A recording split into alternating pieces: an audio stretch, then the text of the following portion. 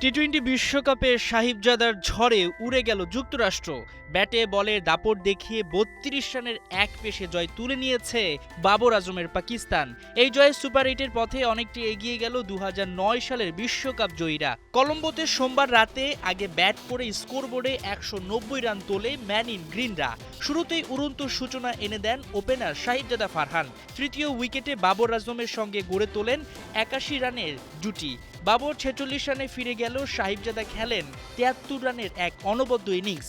শেষের দিকে শাদাব খানের ১২ বলে ৩০ রানের ঝোড়ো ইনিংসে বড় পুঁজি পায় পাকিস্তান।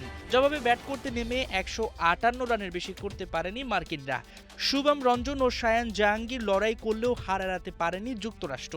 পাকিস্তানের হয়ে উসমান তারিক তুলে নেন ৩টি ও শাদাব ২টি করে উইকেট। টানা ২ জয়ে এ গ্রুপের শীর্ষে পাকিস্তান।